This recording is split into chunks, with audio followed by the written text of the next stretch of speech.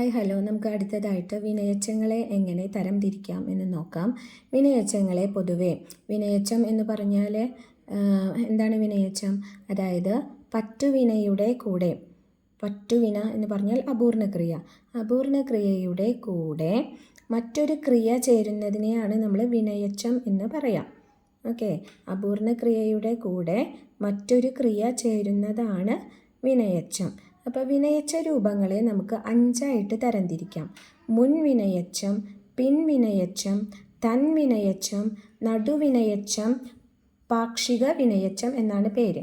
മുൻവിനയച്ചം എന്താണ്? മുൻവിനയച്ചം അതായത് അപൂർണക്രിയ ആദ്യവും പൂർണ്ണക്രിയ രണ്ടാമതും നടന്നു കഴിഞ്ഞാൽ അതിനെ നമ്മൾ മുൻവിനയച്ചം എന്ന് പറയും. അപൂർണക്രിയ ആദ്യവും പൂർണ്ണക്രിയ രണ്ടാമതും നടന്നു കഴിഞ്ഞാൽ അതാണ് മുൻവിനയച്ചം. ഉദാഹരണം പറയുകയാണെങ്കിൽ പോയി, പറഞ്ഞു. പോയി എന്ന് പറയുന്ന അപൂർണക്രിയ, അതിനുശേഷം പൂർണ്ണക്രിയ പറഞ്ഞു. പോയി, പറഞ്ഞു. ഇനി അടുത്തത് പിൻവിനയച്ചം. പൂർണ്ണക്രിയ ആദ്യവും അപൂർണക്രിയ രണ്ടാമതും നടന്നാൽ അത് പിൻവിനയച്ചം. വരാൻ, പറഞ്ഞു. വരാൻ, പറഞ്ഞു.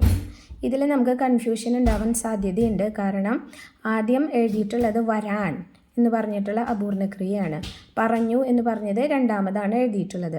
പക്ഷേ ഇവിടെ അർത്ഥം നോക്കുമ്പോൾ പൂർണ്ണക്രിയ ആദ്യമാണ് വരുന്നത്, അപൂർണക്രിയ രണ്ടാമതും. വരാൻ, പറഞ്ഞു. പറഞ്ഞതിന് ശേഷമാണ് വരിക അല്ലേ? അപ്പോൾ വരാൻ, പറഞ്ഞു. ഇനി തൻവിനയച്ചം. പൂർണ്ണക്രിയയും അപൂർണക്രിയയും ഒരേ സമയത്ത് നടക്കുന്നതിനെ പറയുന്ന പേരാണ് തൻവിനയച്ചം. പോകവേ, കണ്ടു. പോയിക്കൊണ്ടിരിക്കുമ്പോൾ തന്നെയാണ് കണ്ടത്. പറയവേ, എഴുതി. നമ്മൾ നോട്ട്സൊക്കെ ഡിക്റ്റേറ്റ് ചെയ്യുമ്പോൾ കുട്ടികൾ എഴുതിയെടുക്കില്ല, അപ്പോൾ പറയവേ, എഴുതി. അതാണ് തൻവിനയച്ചം. ഇനി നടുവിനയച്ചം എന്ന് പറഞ്ഞാൽ എന്താണ്? ക്രിയയുടെ ശുദ്ധമായ രൂപത്തെ കാണിക്കുന്നതാണ് നടുവിനയച്ചം. സത്യം പറയുക വേണം. അതായത് അപൂർണക്രിയ നടുവിൽ വരുന്നു, അങ്ങനെ ആലോചിച്ചാൽ മതി. ക്രിയയുടെ ശുദ്ധമായ രൂപത്തെ കാണിക്കുന്നു. സത്യം പറയുക വേണം. നീ പഠിക്കുക വേണം. ഓക്കെ, ഇനി പാക്ഷിക വിനയച്ചം. എന്താണ് പാക്ഷിക വിനയച്ചം? പേര് ഭയങ്കരമാണെങ്കിലും നല്ല എളുപ്പമുള്ള കാര്യമാണ്. അതായത് ഒരു ക്രിയ നടന്നാലാണ് മറ്റൊരു ക്രിയ സംഭവിക്കുള്ളൂ. പഠിച്ചാൽ ജയിക്കും, എഴുതിയാൽ ജയിക്കും എന്നൊക്കെ പറയില്ലേ? അത് എഴുതിയിട്ടുണ്ടെങ്കിലേ ജയിക്കുള്ളൂ, എഴുതിയാലേ ജയിക്കുള്ളൂ, പഠിച്ചാലേ ജയിക്കുള്ളൂ. അപ്പോൾ ഒരു ക്രിയ നടന്നാലാണ് മറ്റൊന്ന് നടക്കുള്ളൂ. അതാണ് പാക്ഷിക വിനയച്ചം. അപ്പോൾ വിനയച്ച രൂപങ്ങളെ നമുക്കൊന്ന് റിവൈസ് ചെയ്യാം. എന്താണ് വിനയച്ചം എന്ന് പറഞ്ഞാൽ പറ്റുവിനയുടെ കൂടെ മറ്റൊരു ക്രിയ ചേരുന്നതിനെയാണ് നമ്മൾ വിനയച്ചം എന്ന് പറയാം.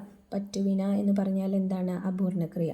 അപൂർണക്രിയയുടെ കൂടെ മറ്റൊരു ക്രിയ ചേർന്നാലാണ് അതിനെ വിനയച്ചം എന്ന് പറയാം. വിനയച്ച രൂപങ്ങൾ 5 തരത്തിലാണ്. ഒന്ന് മുൻവിനയച്ചം.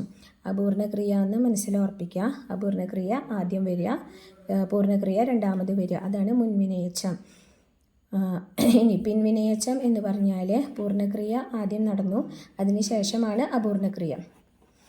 ഇനി തൻവിനയച്ചം എന്ന് പറഞ്ഞാൽ പൂർണ്ണക്രിയയും അപൂർണക്രിയയും ഒരുമിച്ച് നടന്നാൽ തൻവിനയച്ചം. നടുവിനയച്ചം എന്ന് പറഞ്ഞാൽ ക്രിയയുടെ ശുദ്ധമായ രൂപത്തെ കാണിക്കുന്നു. പാക്ഷിക വിനയച്ചം എന്ന് പറഞ്ഞാൽ ഒരു ക്രിയ സംഭവിച്ചാൽ മാത്രമേ അടുത്തത് സംഭവിക്കുകയുള്ളൂ.